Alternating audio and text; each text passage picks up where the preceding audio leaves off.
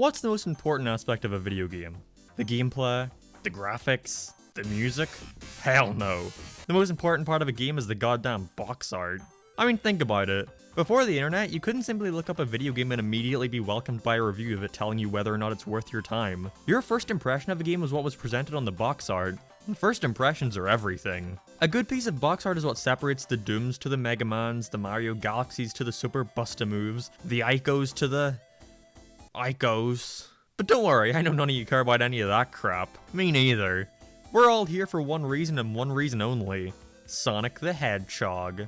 I'm always excited to see the box art of whatever new Sonic game is coming out. The box art should tell you everything a game is about, and what it's trying to be. You know, Sonic Unleashed highlights the Hedgehog, Sonic Adventure 2 highlights Shadow, Sonic Blast highlights shit. It's always cool to look at. Sonic has had some really amazing box art over the years, but also some really awful ones. So I figured we could go through the entire mainline series and try to decide what game has the best box art, and which has the worst. With of course box art quality not being indicative of actual game quality, as we'll soon see. So without further ado, let's begin. The classic Sonic games are unique in that they actually have 3 different kinds of box art depending on where you're from, Japan, the US, or Europe. So starting with Sonic 1, let's begin with the most iconic one, the American art. I mean, what's there to say? Like I said, it's iconic. Sonic giving his classic finger wag while smirking at the camera just strikes you immediately. Like, imagine being a kid in 1991 and walking by all the boring game covers, only to see this. Like, it just grabs your attention with this colorful, cool character. It just screams confidence, which definitely fits Sega's marketing strategy around the time. I've seen a lot of controversy, minor controversy albeit, on Sonic's American design here done by Greg Martin, but I actually like it a lot. It has a lot of early 90s charm to me. He looks so cool and edgy. I also love the 2D hand-painted rendition of Green Hill Zone. It's always neat seeing it interpreted as something as other than pixels on a screen. Next, let's move on to the often forgotten European box art. I mean, it's alright, I guess. It's just a piece of stock art of Sonic doing the same finger wag, which definitely doesn't have the same effect as him just being blended into the world. And he's placed so weird, just slightly off to the right. This was to highlight the background characters, but it's just so basic, like it's cream with pink line art. And is that the concept art of Bumblebee Robotnik in the background? It's weird seeing that art redone with his final design, but still cool. And these flickies also look pretty weird. Overall not the best, but it's still neat to see how the game was advertised in Europe compared to America. And finally we have the Japanese box art, which, oh, looks so fucking cool. The pop art sort of aesthetic looks so dope with the random shapes and colors. It's actually the inspiration from, my friend LS Mark's channel. Sonic's in the same place as the European box art, but it makes more sense here with his name and logo being proudly presented there shooting out from the center. I really love this logo for Sonic actually, along with the tagline, the world's most famous hedgehog, which I wish they used more frequently. And beyond that, it even includes a little quote at the bottom saying, "Don't just sit there and waste your precious time. When you want to do something, do it right away. Do it when you can. It's the only way to live a life without regrets." Words to live by. Some may call it cringe, but I call it charming. I'd say this is the best of the 3 Sonic 1 box arts, but I won't lie and say the American one isn't without its charm, while the European one is just sort of boring. Fittingly though, Sonic 2 only has 2 different kinds of box art, one for the US and one for Japan, with the European art just copying the American one. The American one is great though. Sonic has been made a lot smaller here, it really tells you all you need to know. You got Sonic there being as cool as ever. Then we have Tails standing beside him showing off his new sidekick for this adventure. And finally the giant fucking number 2 crushed down in the center. It's so distinct, it's so proud to be a sequel. I'll have to dock some points for Eggman however. Not only did the artist interpret his black glasses as gaping black holes in the middle of his face, but instead of a mustache that for some reason gave him a giant beard, that's always bothered me as a kid. He looks more like a lumberjack. But still, this is some really cool art. In Japan, however, it was really just more of the same. Of course, just with the addition of Tails. I really like how they combine their names here too, it's a great detail. There's not much to say about this one honestly, it's just the same as the first. Same inspirational quote and all. So let's move on to Sonic CD. I would say Sonic 2 overall is just a little worse than Sonic 1's art. Once again, Sonic CD goes back to having 3 different pieces of art. Let's start with the most boring and work our way up. The European Sonic CD art is a close-up of Sonic and Metal Sonic fighting, which is kind of boring for sure, but again I think for a game like this it's all you really need. Sonic fighting against his metal doppelganger is just such cool imagery, so while I may not have a lot to say about it, it's just really fucking cool either way. Next we have the Japanese art. It's the same as before except zoomed out so we can see the full image, which is some amazing art by the way. I wish we got to see this art style done more with Sonic.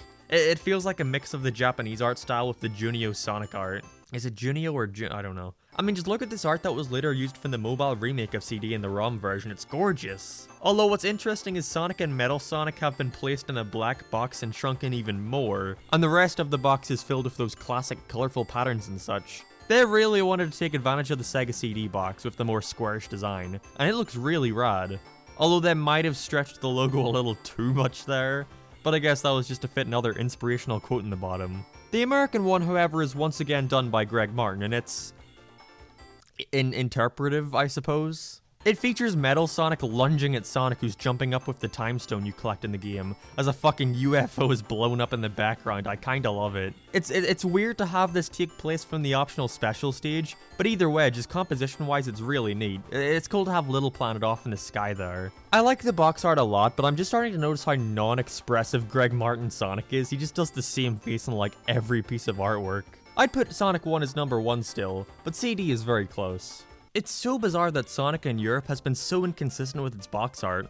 Sonic 1 was the Japanese art, Sonic 2 was the American art, and Sonic 3 had its own unique art style.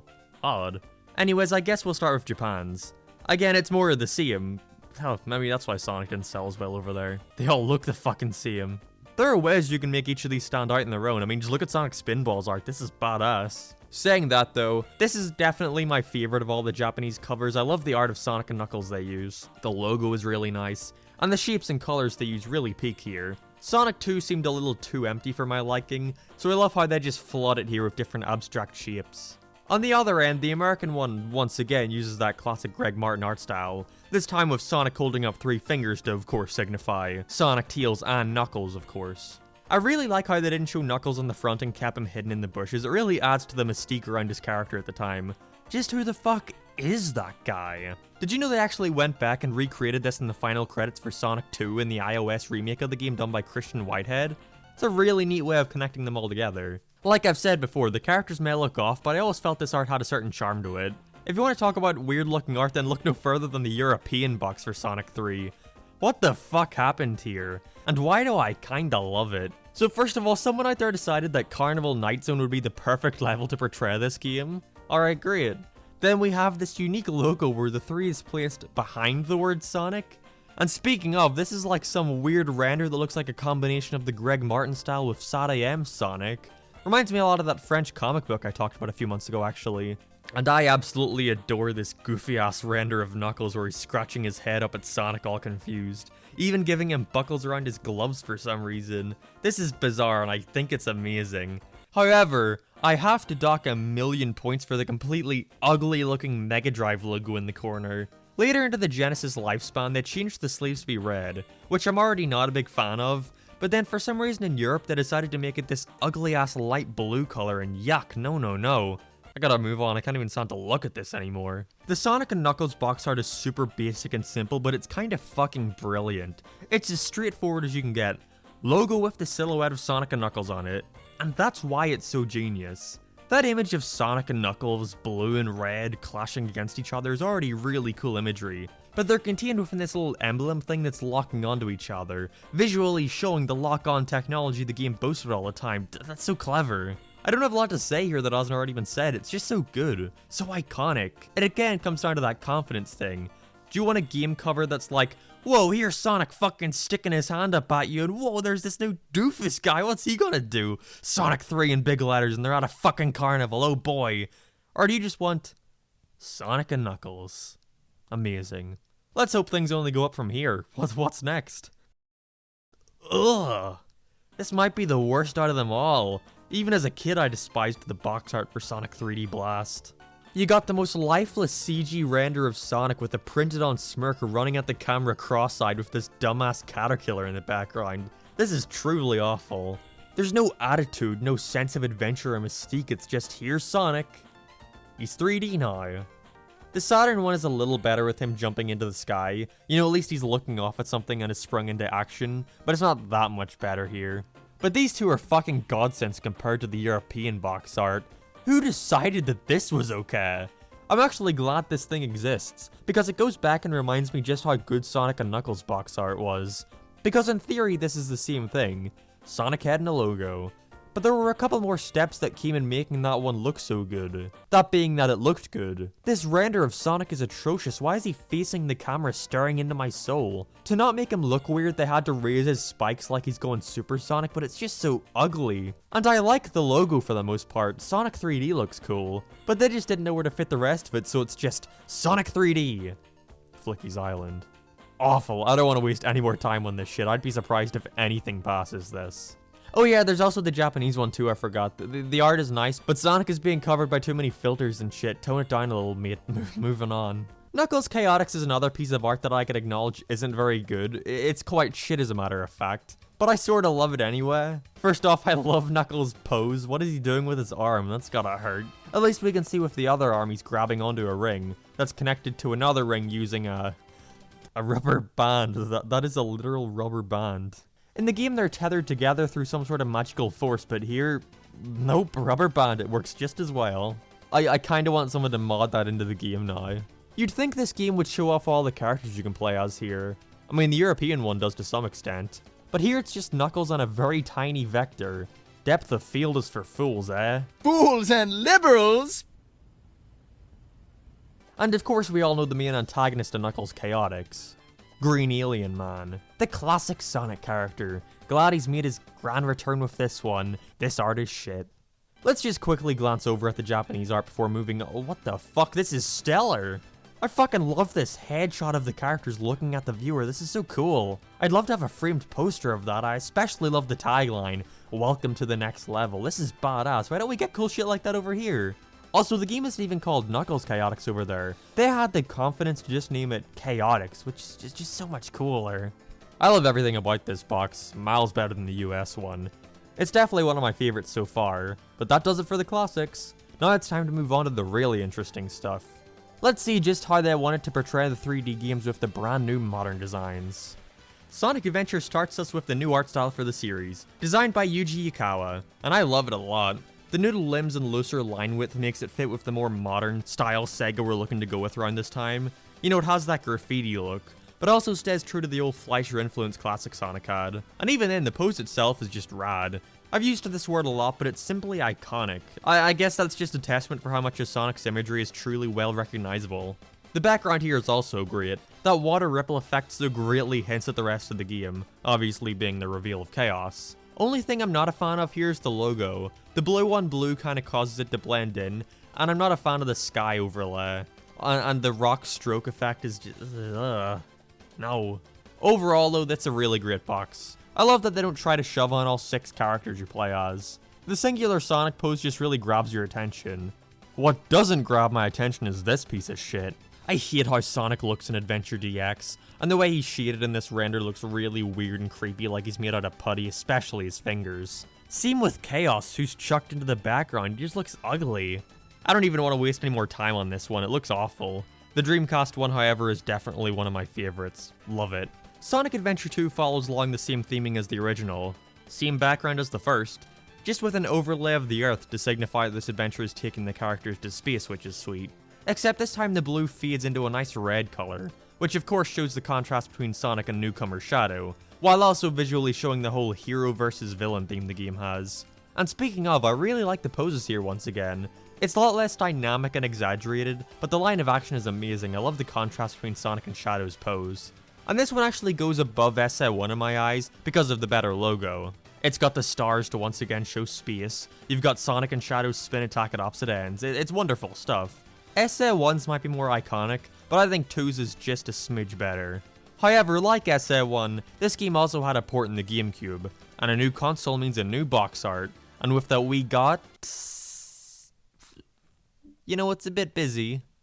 It's not bad, and I do like how they contrast the 2 trios, which is of course signified with the hero, dark, and neutral trio placed on it. Like, this game is about a lot more than Sonic and Shadow, so I suppose it's important to highlight that. But again, I just like how simple the original is, and Battle is a little too... well, like I said, it's busy. Not bad, but nowhere near my favorite. At least it has more good 2D artwork. I love the Sonic Heroes box art a ton. I know that has nothing to do with my bias against the game. I genuinely like it a lot. First of all, the logo is wonderful. Not a huge fan of the sky overlay on the text, but there's so much I love, like the Sonic silhouette in the O and the team formations around it. We've also switched to 3D renders now for the first time. The first time. I love the poses, they're so dynamic and the expressions look really cool. I love Sonic's smile. Although in terms of the rendering it has a similar issue to the Sonic Adventure DX one. It's not all that good, but it's a slight improvement. That's really it, there's not a ton to say, it's just really neat and simple. I love the composition a lot. It really works at showing you that teamwork is going to be the main focus. It's all around wonderful. But there's actually a slightly different box art used for the European release of the game, which shrinks the characters and adds these colourful streaks to the end of them. Honestly, I think I like the European box more simply for the fact that it fits along well with the rest of the fan-dubbed Dreamcast era.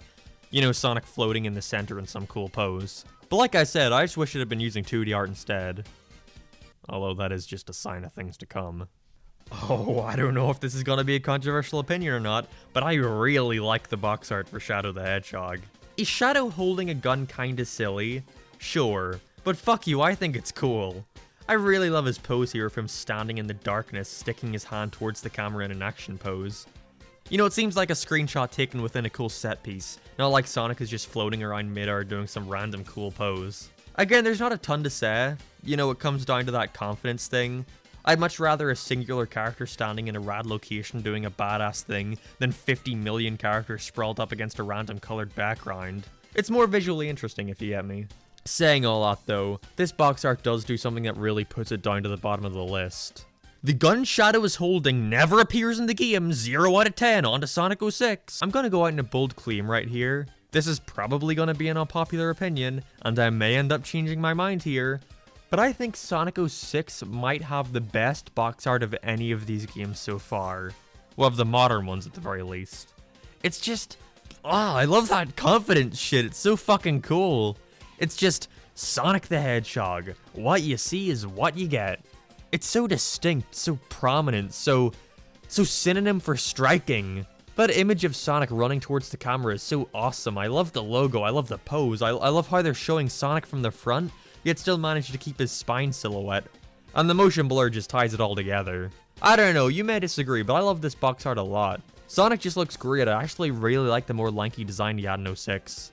So yeah, you may disagree, but fuck you, this is my video, I get final say. I was initially gonna skip Secret Rings and yeah, I probably should have. It's very sloppy, like what is this pose? Why is he raising his foot at the back? Why does it look like he's standing on a snowboard? Why do all the renders from around this time look so bland and fucking basic? Sonic is so lifeless.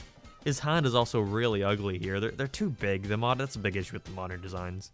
And it's worsened since they put it so close to the camera in order to show the titular secret ring. And the fire effect coming out of Sonic looks so slapped on and lazy. Honestly, the only positive I have here is that I like the fire coming out of the that's a neat detail, Sega. It further hints towards the plots of the game, it's fine. Sadly, the same can't be said for the rest of the box. Sonic Unleashed's box art starts a trend we're going to see replicated many times pretty soon. A trend I'm going to call Sonic launching himself towards the camera with something added on to signify what the theme of the game is about. It's not a very snappy title. I fucking love this box art. It's so cool how literally everything is split right down the middle. Not a single thing on this box art is exempt. The logo has a split, we see Sonic on one half and the Werehog on the other, which is just cool imagery anyway. But we also have Sonic's half in daytime and the Werehog's half at night, which hints towards the gameplay revolving around day and night cycles. And you can even see the planet at the bottom split into pieces, which shows you what the main conflict of the story is going to be about. That's so amazing, covers all fronts and does everything it needs to do. Maybe this is why Sonic games, no matter the quality, always seem to sell well. These boxes are just begging for you to pick them up and see what it's about. Let's hope this streak continues. Sonic with a sword is cool and I'm tired of pretending it's not. This box art is badass, plain and simple. I think this is the best example of making Sonic look good from a front angle. From moving the position of his spines, they can still have that same classic silhouette from the 2D art. And beyond that, the pose itself is just really nice, he's in such a fresh stance. It's really sweet having him standing in front of this huge fucking castle with this giant intimidating King Arthur in the background. Love it. Fun fact, did you know the back of the box art for both Secret Rings and Black Knight both have the same renders of Sonic on the back, just redone to add something that reflects the game? I think that's a really neat detail that I would have loved to see done more if they continued with the storybook series. And they even used this art in the front box art for the Japanese version of the game where, oh my god, that red is fucking gorgeous. This box is just as good simply for how eye-catching the colors are. It's so vibrant. With my only real complaint being that he's not even looking at the camera, just off to the side at something we can't see. On to colors, I guess. See, this is what I was saying with Unleashed, Sonic lunging towards the camera. Although this time he's sticking his fist out, which looks pretty sick. The logo is also great. I love how futuristic the font looks, which fits the amusement park setting, along with using a different color for each letter because, you know, the game is called fucking Sonic Colors. Although over here in the UK, I of course have the superior box art, with the bonus letter edition, with the extra U in the word colors. Take that, Americans. Of course, the highlight here is definitely the wisps. I mean, they were the selling point of the game. They all come together real nice here, the colors really pop. And I like the added detail that Sonic is actually coming out of a laser at the bottom, showing the viewer that Sonic is going to be able to absorb these powers in some way. And it might be hard to notice, but if you look closely, it's a really neat detail that every letter used in the word colors reflects a different wisp, and each have a slightly different overlay to signify this, such as the pink one having spikes and the light blue one having these straight lines all over. It's a very small detail, but I appreciate it. I actually vividly remember taking this game case in the car with me on long trips, just to draw it out on paper. I loved it a lot, and I guess if Kid Me liked it that much, then it definitely accomplished what it needed to do. It's bright and colorful. Sonic Generations definitely isn't my favorite box art for a Sonic game, but that more so just comes down to it being kinda generic. The best thing about it is the logo. I really loved the branding they had for the 20th anniversary, it was definitely the peak. I wasn't digging the whole silver look of the 25th, and we've yet to see what really makes the 30th stuff stand out, so I guess we'll see. Anyway, I really like Sonic's pose here, it's super cool. And so is classic Sonic's, I love how he's doing the run where he tucks in his arms. And it's a neat detail that this design for him is actually a combination of the US and Japanese Sonic designs. They gave him the lighter blue tone and less stout body, but kept things like the furrowed brow and droopy ears. It's a neat little best of both worlds, I guess. Although it is weird how this isn't really reflected in the game. Also not a fan of the stock green hill zone art used in the background and also like every current Sonic promotional piece ever. But I guess the white void thing is cool since it reflects the plot of the game.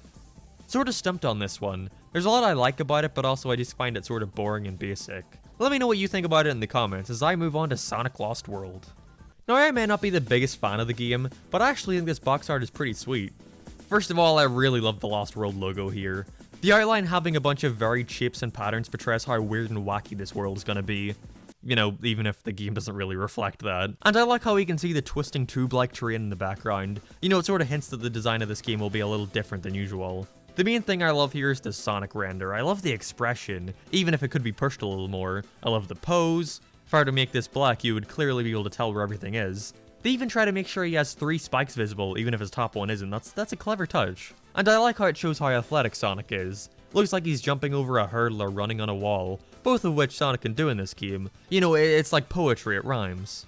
I think adding the Deadly Six here makes things a little too busy. Feels like they're just trying to shove on as much as they can.